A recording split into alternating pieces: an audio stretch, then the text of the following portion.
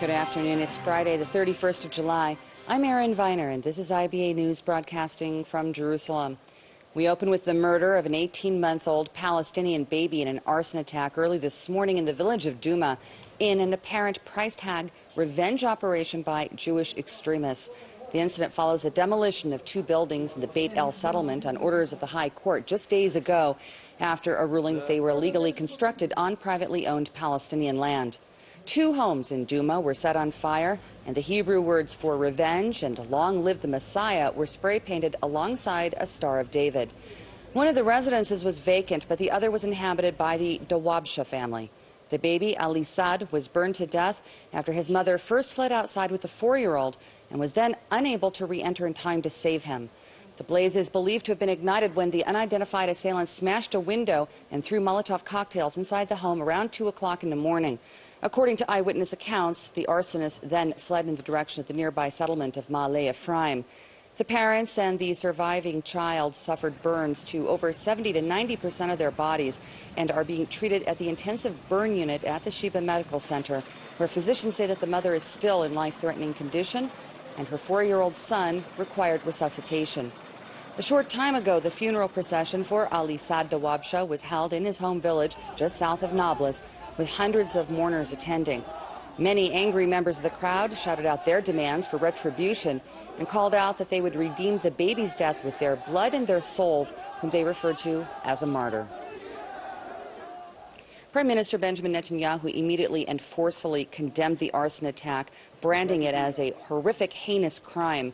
He called it a terror attack in every respect.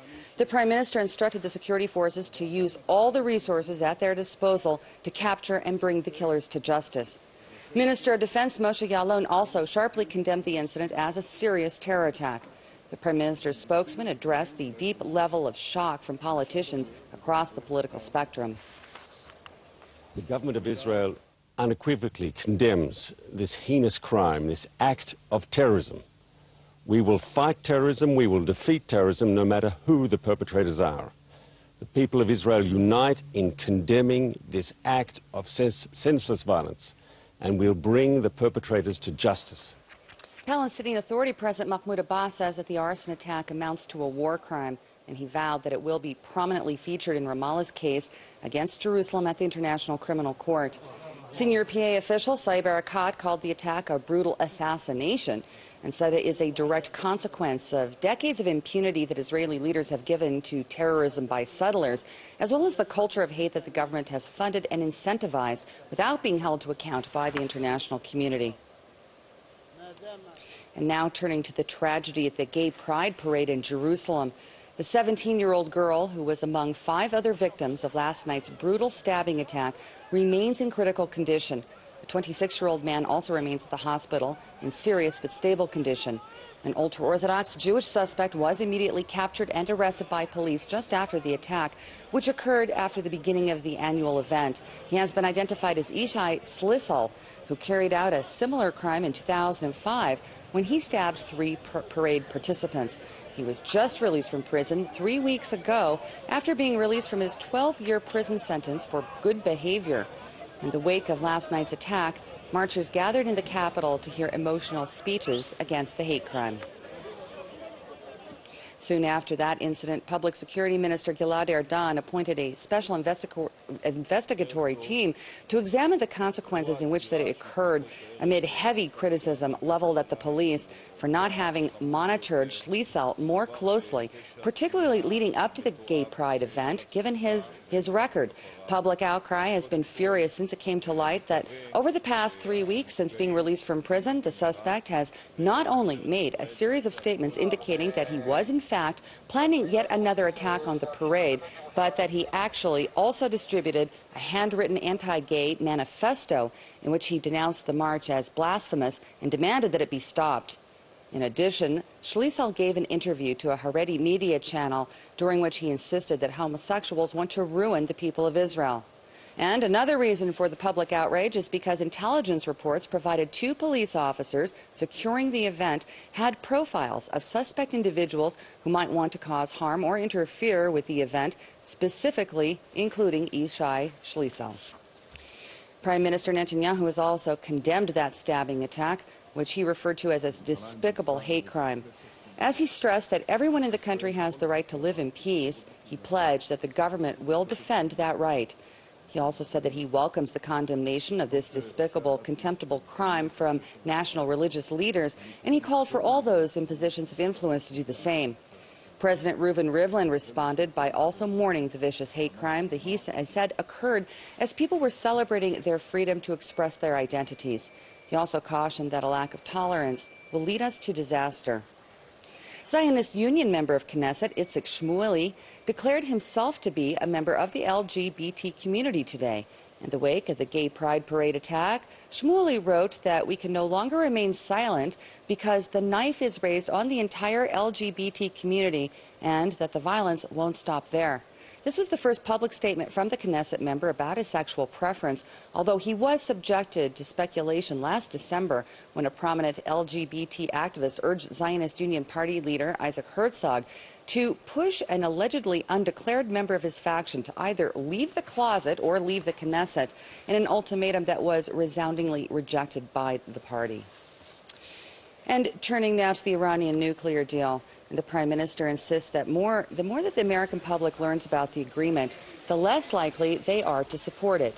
The director of the Arms Control Unit at Tel Aviv University's Institute for National Security Studies, Dr. Emily Landau, told IBA's Efrat Batat that as the deal proceeds, Israel now needs to strengthen its regional cooperation in the Middle East to ensure that Tehran won't further develop its nuclear program, particularly now that the international community is eager to resume business with the Islamic Republic. What we're seeing is a tremendous interest in getting back into Iran to make those huge energy deals that they've been, eager to make for a long time. And it's an unfortunate message. It's a message to Iran that, okay, this is over. Now let's move to making these deals, and we're not really interested in continuing this whole process with regard to the nuclear issue. So finally, are we at a point of just wait and see? Is that the approach that's going to be adopted by the international community? Well, there are other actors that can try to do more. As I said, we have this congressional review. We have to see how that... Should Israel be doing more? Israel has its concerns, and I think one place Israel should certainly be thinking about doing more is with regard to the Middle East. In other words, we have a common interest with quite a few states in this region that are quite unhappy with the deal and with the prospect of Iran becoming a nuclear state. That's a very strong platform for conducting dialogue that could be productive in terms of thinking about ways to put in place mechanisms at the regional level that might help us deal with this horrific scenario of Iran actually becoming a nuclear weapons state. So if there's one place where Israel should really be thinking about being more proactive, it's with regard to the Middle East. Amid the rising chorus of opposition to the Iranian nuclear deal here at home, the former deputy head of Israel's National Security Council, Chuck Freilich, is taking a different perspective, telling IBA's Efrat Batat that the agreement isn't as bad as many critics claim and that it is the least bad option for Israel. Not the best deal possible. By no means. I believe that the Obama administration negotiated from a position of weakness. Nevertheless, and that a better deal could have been achieved. Nevertheless, the final deal is not only not a bad one, in many ways it's a pretty good one, certainly from an Israeli perspective. And I think it's time that the Prime Minister and the government stop this, what is, I think, fear-mongering. We're not about to face another Holocaust. We're not in dire danger. This is a reasonable deal. And it has at least one outstanding feature, which is that for a period of 15 years, a potentially existential threat will be lifted from the State of Israel. Do you think that Netanyahu's longstanding opposition to this deal is now working against him, not to Israel's advantage, in terms of foreign policy? Well, I think it is boomeranged, actually. I think the Prime Minister deserves great credit for having put the issue on the international agenda or contributing to putting it on the international agenda. I think he didn't understand that from the time of the interim deal a year and a half ago, November 2013, Israel and he personally ceased to be a significant player in this. We tried to bring it to the center of the international stage. We succeeded. It was taken over now by the powers, the superpower, the United States, the superpower, and the other major powers. Our role became very secondary. The Prime Minister's ongoing opposition has turned him from a champion of the cause into an international nuisance, which nobody is paying any attention to at this point. So if you were to advise the Prime Minister, would you say to perhaps take on, if you can't beat them, join them approach and maybe start working with the international community to engage in discussions to see what Israel can do to prevent Iran from obtaining a nuclear weapon? I think that from the interim deal of November 2013, we should have taken exactly the approach that you're saying. If you can't beat them, join them. And what we should have been doing since then is trying to ensure that the agreement would be the best agreement possible. Well, now that agreement is in place, and once the agreement is in place, ensuring that its implementation is as thorough as possible. Israel has much to contribute there. We have outstanding intelligence capabilities. As a matter of fact, most people forget this. It was Israel that alerted the United States to the Iranian program back in the early 1990s. So our role at this point, I think our wise role would be to absolutely join the team, get with the team effort, add our capabilities to international capabilities, look for every possible Iranian violation of the agreement, and the Iranians will at best push the envelope, if not violate the agreement. We have much to contribute there, not by fighting the President of the United States.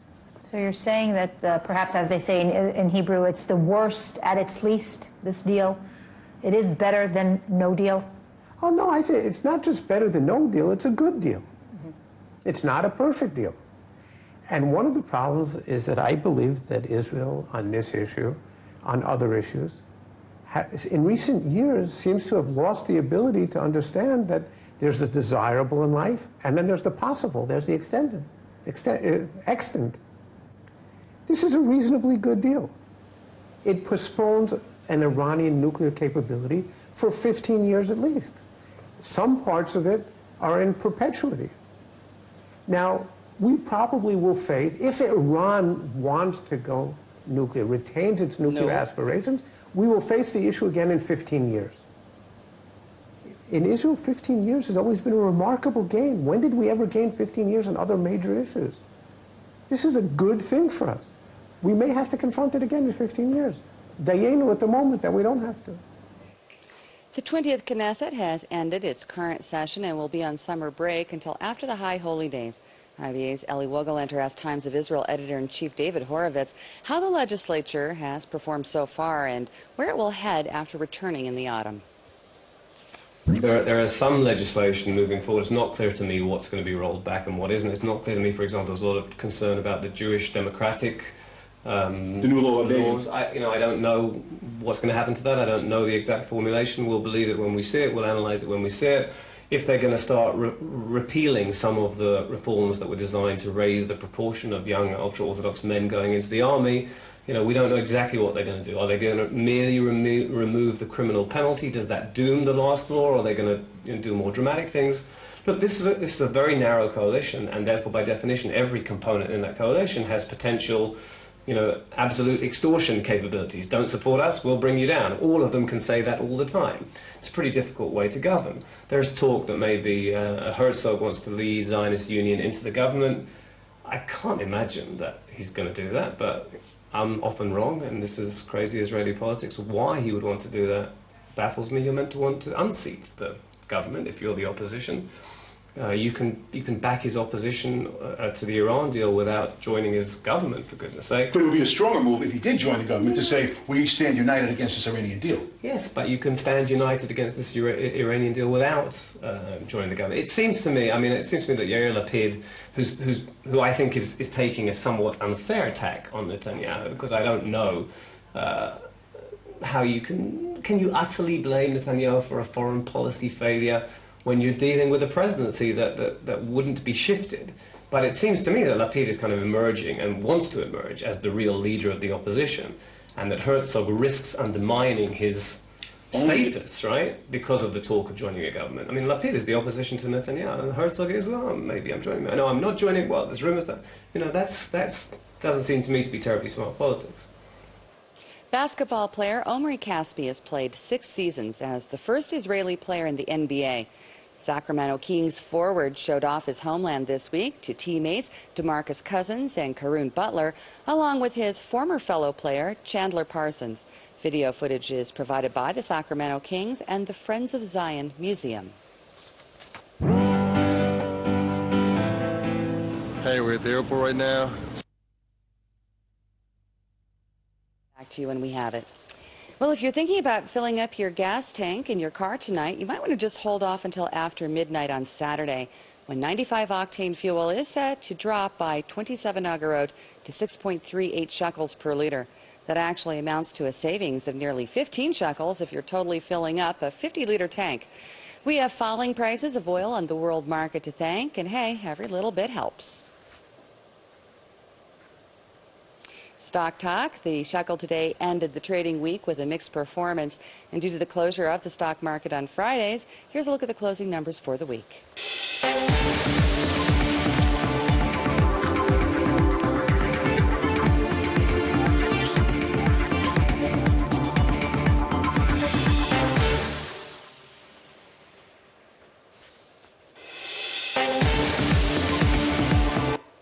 Well, make plans to keep cool this weekend. The IBA weather team tells us that this Sharav Desert heat wave is going to increase even further tomorrow with another slight rise in temperatures. Here's the forecast at home and abroad over the next 24 hours.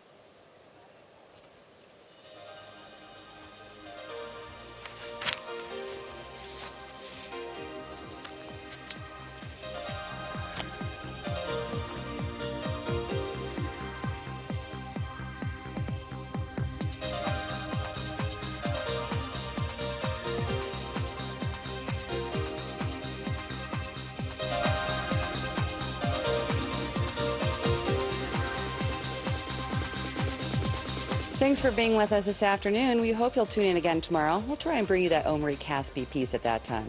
And I'll be back to bring you the latest breaking news from Israel. I'm Erin Viner, wishing you a great evening and Shabbat Shalom from Jerusalem.